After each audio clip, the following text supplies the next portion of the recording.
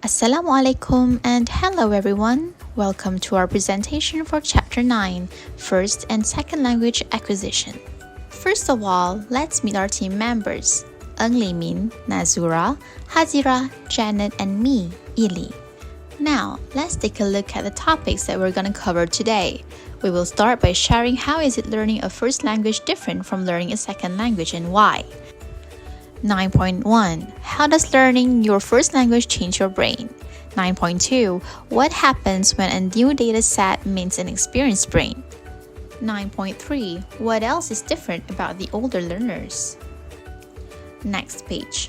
9.4 What first language learners and second language learners have in common? 9.5 Language processing in bilingual speakers. 9.6 Foreign accent modification, psycholinguistics meet the social linguistics of identity, politics, and prejudice. 9.7 Psycholinguistics and learning to read and write in a second language. Alright, let's start with the first subtopic. How is it learning a first language different from learning a second language and why? Researchers believe that a baby's brain contains an innate grammar or innate universal grammar that gives guidelines for the possible grammars of human languages. These scholars believe that all children are born with an innate ability to acquire, develop, and understand languages. Your native language or languages are said to be required by the help of innate universal grammar, while later languages are said to be learned with less or no help from this innate ability. Therefore, learning first language and second language are different because older learners have less access to this universal grammar as compared to babies. However, some researchers believe that what's innate is a powerful learning mechanism, not a grammar or a blueprint for making grammars.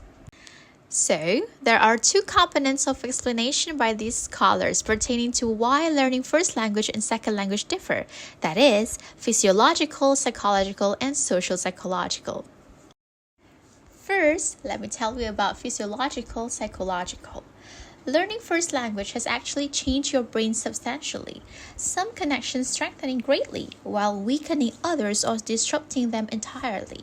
Those changes are a major part of what makes it harder to learn second language.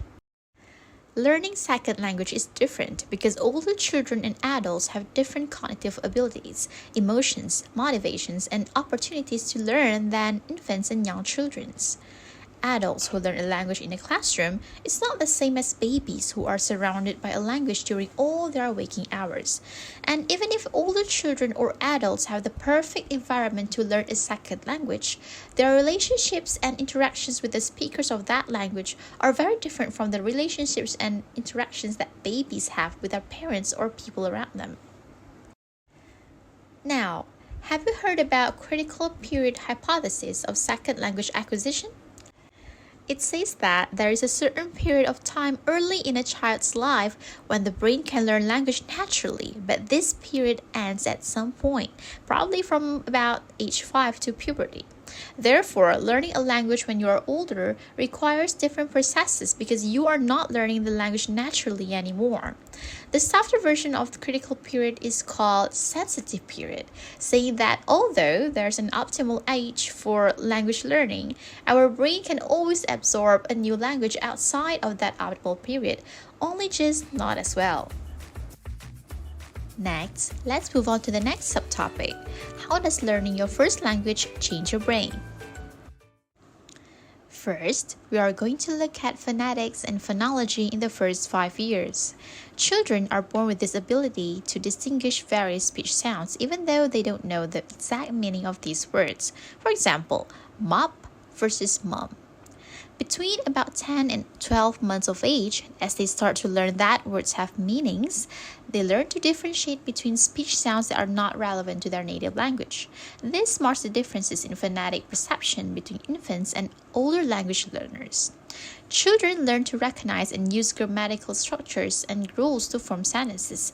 By age of 3, they know whether an event was in the past or will happen in the future, whether it's over or still happening. They know how to use and pronounce. Next, morphology and syntax. Next, let's talk about morphology and syntax. English 5-year-olds know when to say a muffin, some muffin, the muffin, some muffins, or the muffins. However, Russian doesn't have any articles, so young Russians don't distinguish between a muffin and the muffin. This shows the importance of exposure to languages in early childhood and the role of caregivers in shaping children's language acquisition. Next, vocabulary, formulas, and probable sequences of words. 5-year-olds are expanding their vocabulary rapidly, especially if their parents read to them or if they have a good preschool environment. They will learn common ways to start a story, like once upon a time, or ends a story usually with happy ever after. The kids will unconsciously learn to predict what words are likely to come next. That's the role of language input in facilitating vocabulary growth and the acquisition of word formation patterns. In terms of pragmatics, children learn to understand and use language in various social contexts, like different perspectives, expressing politeness, and structuring narratives. This shows the role of social interactions and cultural influences in shaping children's pragmatic language skills and their ability to communicate effectively in different social settings. Lastly, thinking for speaking. Language shapes the way we think and how we express our thoughts through language. For example, English speakers sometimes call the dog or the frog it, like it is a frog, it is a dog. So they don't have to think whether the animals are male or female. But in French, you have to choose between the pronouns masculine or feminine because they don't have the pronoun it in French. This shows the relationship between language and thought in language acquisition and how it influences the way we communicate, and also the role of language input and social interactions in shaping children's language use and their ability to express their thoughts effectively. Now let's look at what happens when a new data set meets an experienced brain. When learning second language, the process of transfer happened. The process of transfer refers to the influence of a learner's first language on their acquisition of a second language. The process of transfer could bring both positive and negative effects. For the positive part, learners may use their existing knowledge and skills to learn the new language, while for the negative part, learners may transfer incorrect or inappropriate language patterns from their first language. The extent of transfer in second language learning depends on the learner's proficiency in their first language. The process of transfer can be challenging for the learners who have more entrenched towards their language patterns. Now let's look at the long-term effects of infants' language learning. Early language learning has a significant impact on the brain of infants. Infants who learn a language at a very young age are more likely to retain the knowledge of the language, even if they do not use it regularly. Now let's look at what is heritage language learner. Heritage language learner refers to native or native-like speakers of a language, but may not have used it regularly since childhood. These learners advantages in acquiring a second language related to the heritage language. They retain some phonetic skills and knowledge of informal household words. And as the infants becoming older, they gradually lose their first language skills if they do not continue to use them. Transfer in second language learning can occur at all levels of linguistic knowledge, including morphology and vocabulary. Transfer in second language learning could be both helpful or harmful depending on the learner's proficiency in their first language and the similarities between the two languages. And as for older learners, transfer at morphology and vocabulary level have more difficulties as they may have more entrenched language patterns from their first language. Hence, it is important to give explicit instruction and practice in learning second language morphology and vocabulary. And also, we need to address any transfer errors that learners may make during the process of second language learning. Now, let's look at what else is different about the older learners. Learning a second language for older learners can be influenced by learners' sense of identity, for example, their cultural background, their personal values, and their social status. Hence, it is important to create a positive learning environment for them especially inculcating them to respect and embrace their new language and culture. And it is quite challenging for older learners, especially to balance their existing identities with their new language and cultural identities. As for older learners, the expectations and communication styles of others influence the language learning process. Older learners are expected to handle more complex information and tasks. For example, increase in speed of communication and complexity of the language, which affects the way people communicate with them. Processing information in a new language is more challenging due to limited top-down processing and the burden it places on bottom-up processing. This makes them diverted from understanding the content of the language. Hence, interpersonal skill is required to effectively communicate with native speakers, and the difficulties that may arise due to differences in language processing, because people may lack of practice and they don't have the necessary personality traits for such interactions. In second language learning, older learners are usually expected to learn to read and write at the same time they learn to speak the language. Literacy can be a significant challenge for second language learners who are not literate enough in their first language. Literacy is important in vocabulary, morphology, and syntax learning, but not really helpful for pronunciation. And there are some strategies and techniques highlighted to facilitate literacy acquisition. For example, reading and writing exercises, language classes, and language exchange programs. Cognitive abilities in older learners have some advantages in second language learning because older learners have greater life experience and knowledge and the ability to learn the words faster.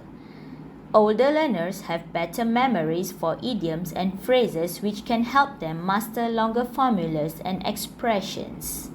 However, younger learners have advantages in language acquisition such as the ability to acquire a native-like accent more easily, and both older and younger learners make errors of overgeneralization.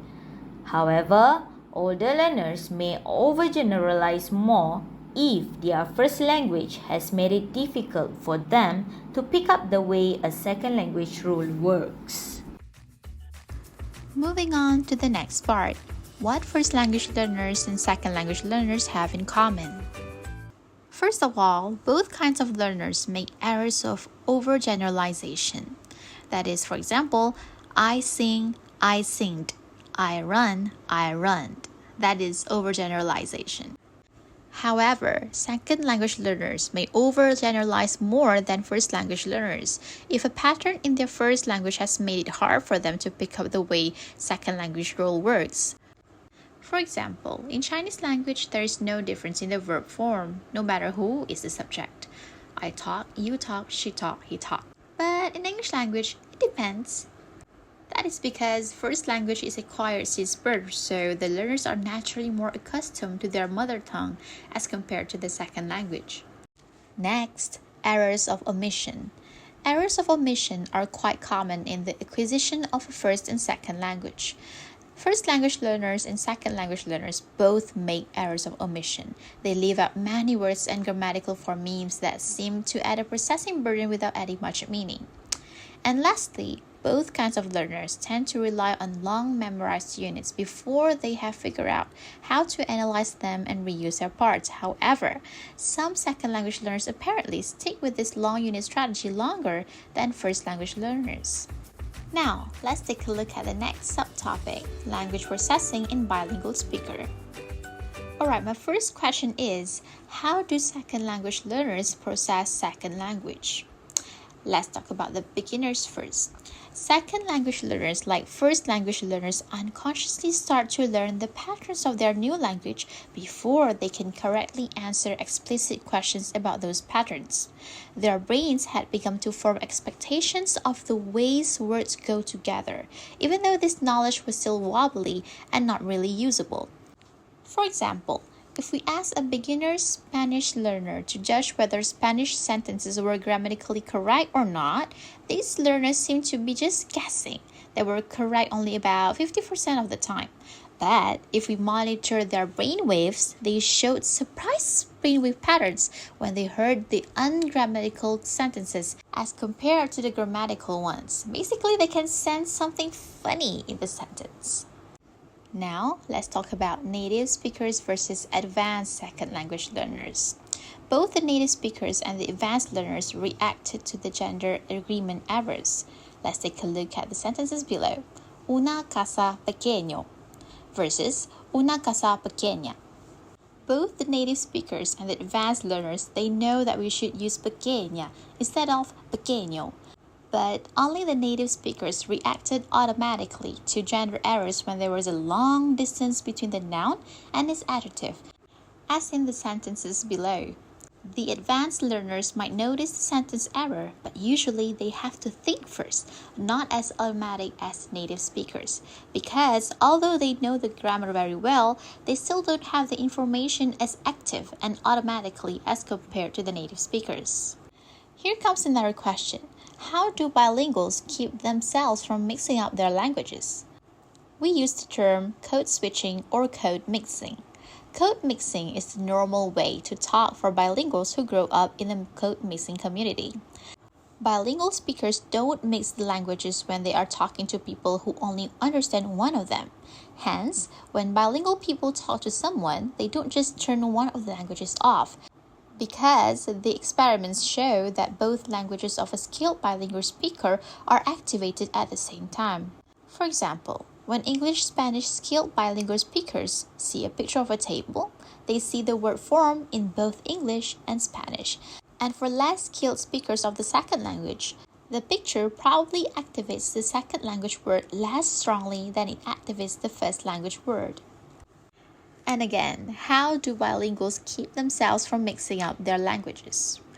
When we listen to a language, one of the first things we learn is that the other person is going to keep on using that language. Therefore, we expect the words in our new language are going to be followed by other words in that language. That's why bilinguals won't mix their languages at all. Okay, but what if bilinguals have aphasia? Do they lose their first language or second language, or both?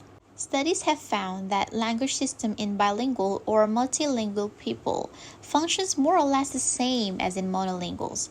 This is because our knowledge of the core functions of language is fairly universal. Therefore, if we lose one language in one language, it affects all the others. Bilingual speakers most often have similar damage to both languages after brain injury, but sometimes the first language is best preserved, sometimes one that has been most used in the years just before the injury occurred. Now we are going to talk about foreign accent modification. Psycholinguistics meet the sociolinguistics of identity, politics, and prejudice. Psycholinguistic role is to help us understand how language is used for communication. However, it doesn't answer the question of what goals language learners should have. Familiar accent is comprehension. It activates words faster and processes syntax more efficiently. Next is accent modification. There are controversial issues among language professionals, especially teachers, speech-language pathologists, and computer scientists, about variation in how a language is spoken. Language professionals should understand both the psychological aspects and sociolinguistic dimension of accent modification. Next is accent reductions. People who aim for jobs involving communication choose to spend time and money on accent reduction, because they need to speak with the same pronunciation as a specific group of their potential clients.